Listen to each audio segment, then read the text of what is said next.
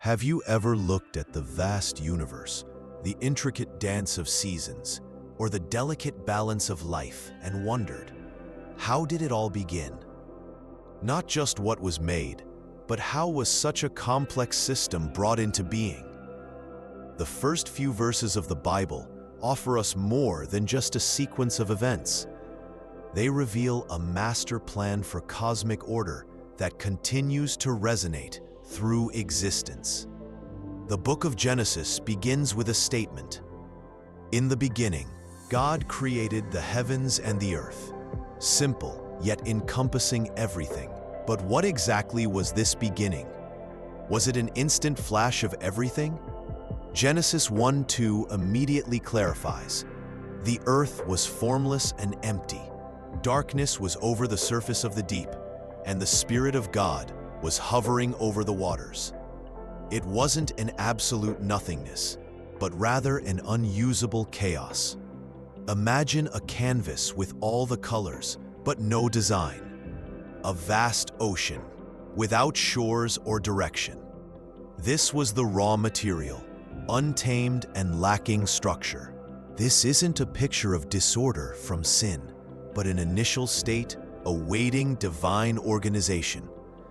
The stage was set for creation, not just as an act of making stuff, but as an act of imposing order where there was none. God wasn't just adding to the universe, He was structuring it. God's creation narrative isn't a haphazard sequence. It's a deliberate, architectural masterpiece, building foundational realms before populating them. The first 3 days focus on forming, establishing the fundamental structures, the habitats of the cosmos. On day 1, God spoke, "Let there be light," and there was light. And God separated the light from the darkness. He called the light day and the darkness night. This wasn't about creating the sun, which comes later. This was the very definition of time itself, the cycle of light and darkness marking the beginning of sequence and duration. God established the first boundary, drawing a distinction between what was and what was not, creating the most basic rhythm of existence. On day 2, God said, "Let there be a vault between the waters to separate water from water." And so it was. God called the vault sky. Here, God creates space. He carves out a vast expanse, an atmosphere, literally making room for life by separating the dense, primordial waters. He defines a new dimension, a sky to soar in, a place where air can exist. This is the formation of the cosmic middle ground. On day 3, God said, "Let the water under the sky be gathered to one place, and let dry ground appear." And it was so. God called the dry ground land, and the gathered waters seas. And then God said, "Let the land produce vegetation, seed-bearing plants and trees on the land that bear fruit with seed in it, according to their various kinds." Day 3 is a double act of divine genius. First, the separation of land from sea, creating distinct territories for life. Then, the creation of vegetation, the life support system for everything that would come next: food, air, and stability.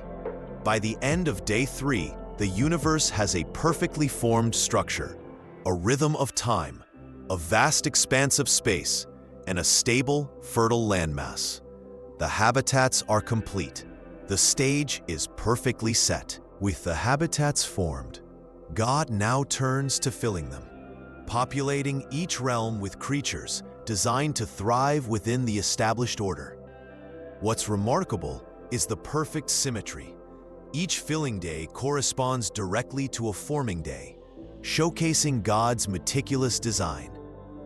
On day 4, God said, "Let there be lights in the vault of the sky to separate the day from the night, and let them serve as signs to mark sacred times and days and years, and let them be lights in the vault of the sky to give light on the earth." This is the fulfillment of day 1. The raw light and darkness of the first day are now governed by celestial bodies, the sun, moon, and stars, precisely regulating the cycles of day, night, seasons, and years. They are not just lights, they are timekeepers, signs, and order maintainers within the created rhythm. On day 5, God said, "Let the water teem with living creatures, and let birds fly above the earth in the vault of the sky." And God created the great creatures of the sea, and every living thing with which the water teems, and every winged bird according to its kind. This is the fulfillment of day 2. The separated waters and the vast sky are now teeming with life, creatures perfectly adapted to their watery and airy domains. The empty spaces are now vibrant, filled with movement and sound, fulfilling their designated purpose. On day 6, God said, "Let the land produce living creatures according to their kinds, livestock, creatures that move along the ground, and wild animals, each according to its kind." And it was so. By the 7th day, God had finished the work he had been doing. So on the 7th day, he rested from all his work. God's rest wasn't because he was tired. It was an act of consecration, a declaration of completion and perfection. The Sabbath is the ultimate element of the creation. It's the establishment of a rhythm of rest, blessing, and holiness. It wasn't just a break. It was the creation of peace and shalom within the ordered cosmos, designed for the flourishing of all life. It's the final brushstroke on the divine masterpiece, confirming that everything was very good. So, what does this ancient blueprint tell us today? It teaches us that our world is not random chaos, but a meticulously designed system. It reveals a God who values order, who establishes clear boundaries, and who creates with purpose. If you enjoyed exploring this part of the Bible story, hit that like button, share, and subscribe for more videos, and tell us the one thing that you are creating in your life right now by commenting below.